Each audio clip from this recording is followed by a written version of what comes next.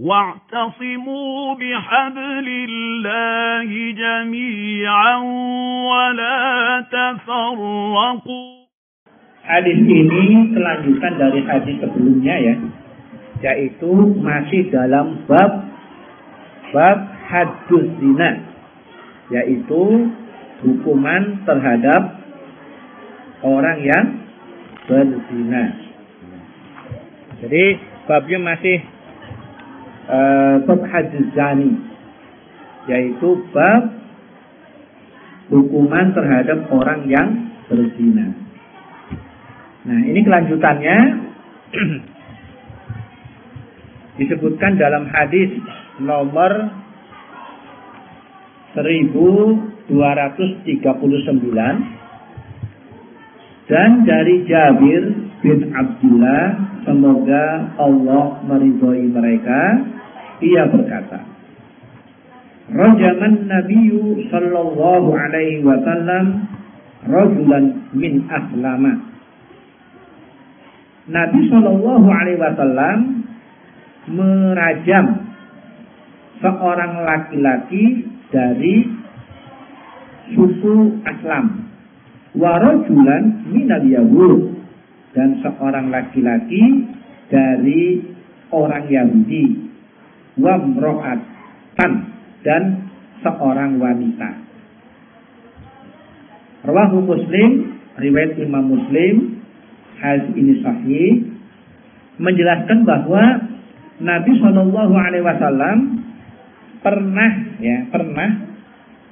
melaksanakan hukum rajam terhadap seseorang, ya, baik seorang laki-laki maupun seorang perempuan, baik dari seorang Muslim ataupun orang Yahudi. Jadi ketika itu di Madinah, ya, di kota Madinah itu yang tinggal di sana, ya, mayoritas orang-orang Islam, tapi juga ada orang-orang Yahudi. Mereka tinggal di satu tempat, yaitu di daerah Kuba, ya, dekat Masjid Kuba. Di sana banyak orang-orang Yahudi tinggal, ya. Kalau sejarahnya ada sendiri ya, bahwa mereka itu menunggu kelahiran Nabi baru dari bangsa Yahudi. Karena kan sebelum-sebelumnya setiap nabi, setiap rasul itu turun di Palestina. Ya, Palestina dari keturunan Bani Israel, dari orang-orang Yahudi, ya kan? Atau bahkan dari orang Nasrani, seperti siapa? Nabi Isa misalnya. Nah, orang Yahudi ini menunggu-nunggu kedatangan Nabi baru atau Rasul baru dari keturunan mereka. Karena di Taurat sudah disebutkan. Nah, karena disebutkan dari bangsa Arab, mereka menunggunya di Arab, yaitu di Madinah.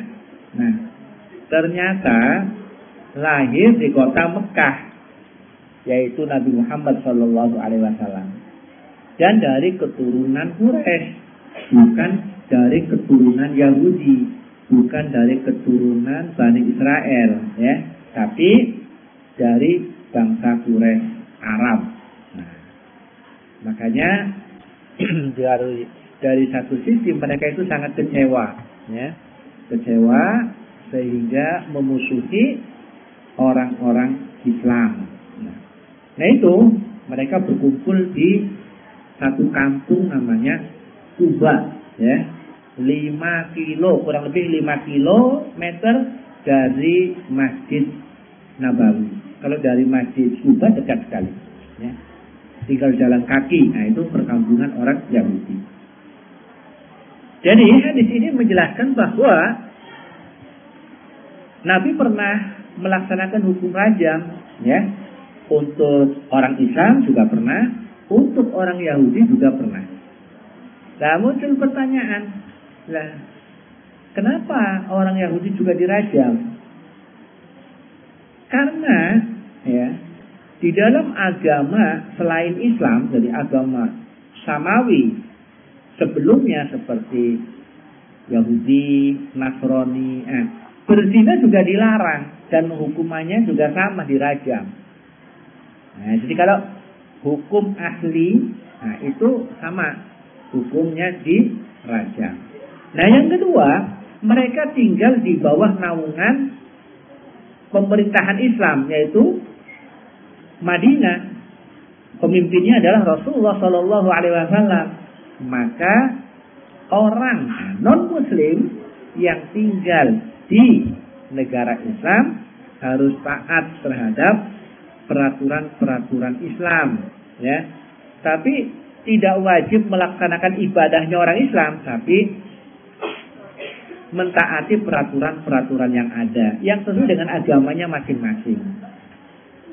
Misalnya pernikahan, misalnya ada orang Yahudi atau orang Nasrani berzina, salah. Mereka harus menikah, tapi menikahnya sesuai dengan ketentuan agamanya, agama Yahudi, agama Nasrani. Nah, itu menurut Islam. Bahkan nanti ke depannya ya, ada satu hukum begini. Pernikahan menurut agama masing-masing, kalau mereka mu'alaf masuk Islam itu tidak perlu diperbarui. Contoh ya, ada suami istri, orang Kristen misalnya, suami istri. Pas kedua-duanya masuk Islam, kan mereka suami istri. Nikahnya kan dulu bukan cara Islam, ya kan? Cara mereka sendiri. Nah, itu diakui. Tidak perlu akad nikah baru. Nah, tetap suami istri, sama-sama mu'alaf. Begitu pula orang Yahudi. Misalnya suami istri masuk Islam, maka tidak perlu diperbarui pernikahan mereka. Apalagi punya anak misalnya. Anaknya semuanya masuk Islam misalnya. Ya sudah.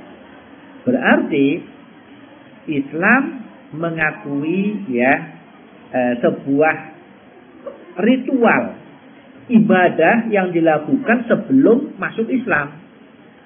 Nah, seperti pernikahan gitu ya. Nah, itu diperbolehkan. Jadi dilanjutkan. Nah, namun ketika mereka melanggar syariat Islam atau melanggar syariatnya sendiri, ya gitu, melanggar syariatnya sendiri, nah, maka pemerintah Islam berkewajiban untuk melaksanakan hukuman. Agar apa?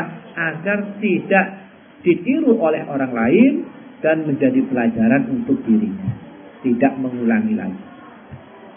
Nah, itu kesimpulan dari hadis nomor 1239. 1240, wa qissatu rajmil yahudiyaini bis sahihaini min hadis Ibnu Umar, dan kisah ya tentang merajam dua orang Yahudi yang disebutkan dalam hadis sahih Bukhari Muslim. Sahihain ini Bukhari dan Muslim dari hadis Ibnu Umar. Jadi dalam hadis yang sahih pun dijelaskan bahwa Rasulullah pernah merajam orang Yahudi yang apa? Yang berzina. Jadi itu untuk kebaikan seluruh umat manusia. Ya.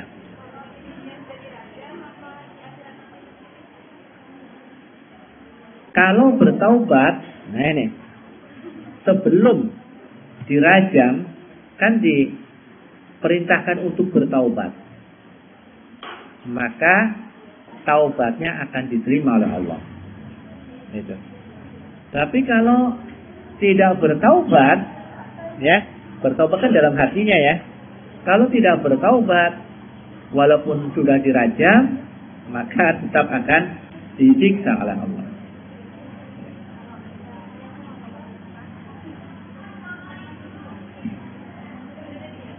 Ya, sebelum mati, ya, sebelum mati supaya bertaubat.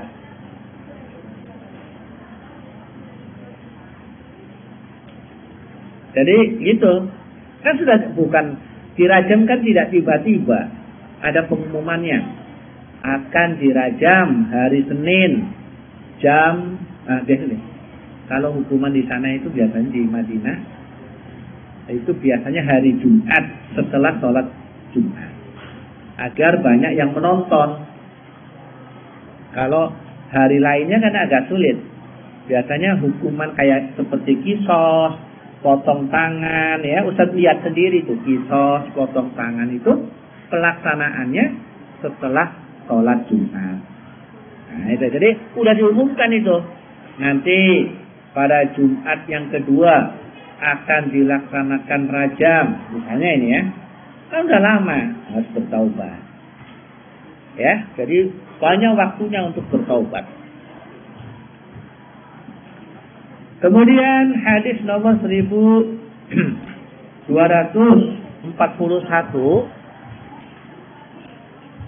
dari Sa'id bin Sa'ad. Sa'id bin Sa'ad. Kalau ada ya nanya Sa'id bin Sa'ad bin Ubadah, semoga Allah meridhoinya, ia berkata, karena baina abyatina ruwaijil, ya. Adalah di antara ya rumah-rumah kami itu ada ya ruwaijil. Rajul itu ruwaijil apa? Orangnya orang kecil ya, dhaif, lemah. Jadi kecil, lemah ya. Fahabusa bi'amatin, lalu dia berzina dengan apa? Dengan budak perempuan. Nah, jadi ada orangnya itu sudah orang lemah, ya, sakit-sakitan gitu. Orangnya mungkin kerdil, berzina dengan budak perempuan. Min imaihim, ya, dari budak-budak yang ada pada mereka. Fadzukira dzalika atau fadzakara dzalika Sa'dun li Rasulillah sallallahu alaihi wasallam faqala. Lalu Sa'ad menyebutkan hal itu kepada Rasulullah sallallahu alaihi wasallam. Lalu beliau bersabda, idribuhu atau adribuhu haddahu. Pukullah dia sebagai had. Maksudnya supaya dicambuk, ya, cambuklah dia sebagai hukumannya. Maqalu ya Rasulullah. Lalu mereka bertanya, ya Rasulullah, innahu ad'afu min zalik. Sesungguhnya dia itu sangat lemah dari hal itu, daripada hal itu. Jadi orangnya itu mungkin disebutkan sangat lemah, jangan lumpuh, ya, lemah sekali. Orangnya itu sudah kecil, krempeng, ya, lemah sekali, ya. Tapi tadi telah berzina, ya, mati. Nah, ini tidak, kalau majikannya kan bukan berzina namanya. Nah, ini berarti orang lain. Jadi ada hukum-hukum tentang perbudakan. Nah, qala khuzu iskalan fihi mi'atan syamrah. Nah ini, ambillah satu ikat yang isinya ada 100 lidi. Nah, kalau di Indonesia kan lidinya pakai apa tuh? Lidinya lidi kelapa, ya. Bahasa Maduranya apa? Lidi apa? Nyiur ya. Nah, kan kecil. Lah, kalau di Madinah nggak ada kelapa seperti ini, ya. Ada dua kemungkinan. Lidinya adalah lidi dari kurma, itu agak besar lidinya itu, setengahnya jari. Nah, ikatlah 10, dipukulkan sekali saja. Ya. Summa idribuhu dzarbatan wahidah. Pukullah dia sekali saja karena orangnya sangat lemah. Fafa'alu, lalu mereka melaksanakannya.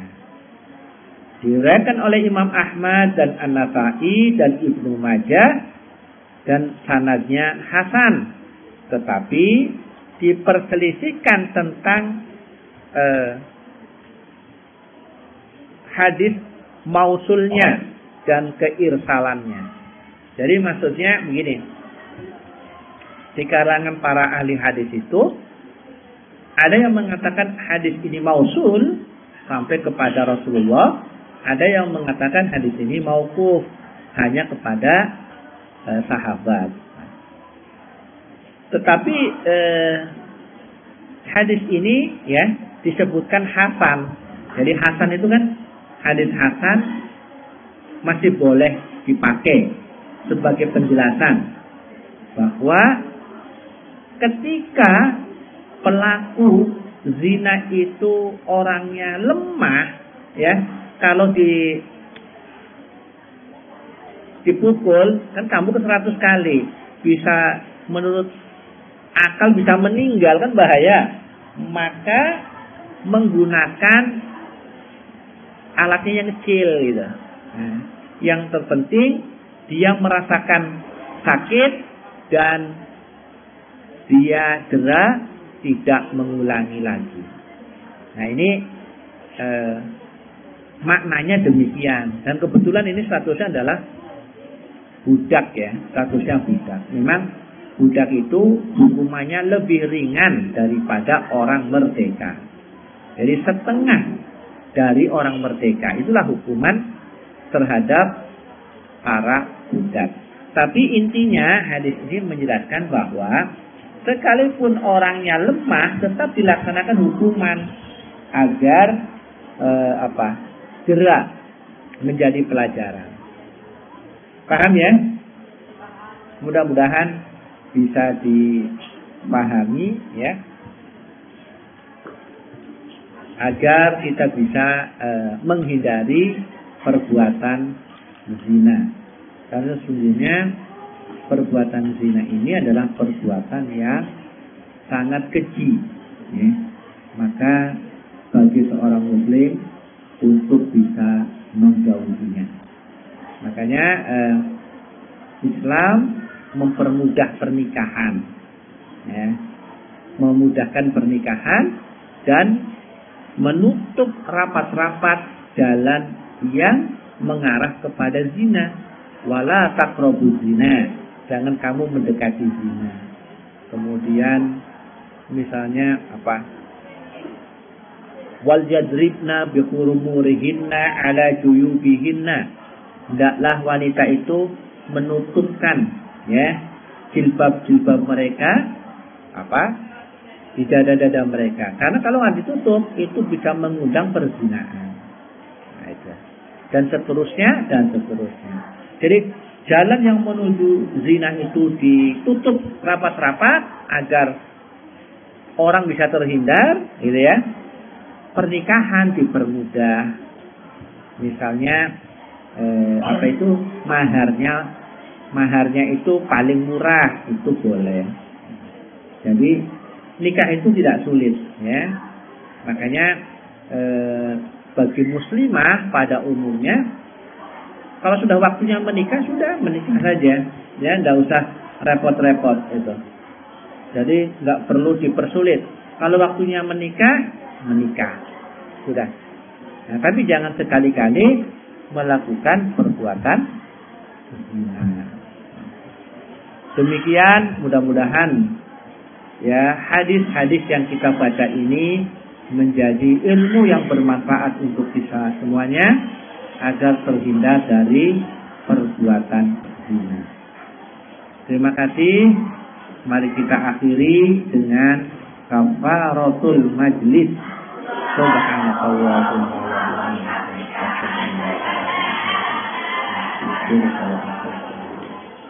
Wassalamualaikum warahmatullahi wabarakatuh.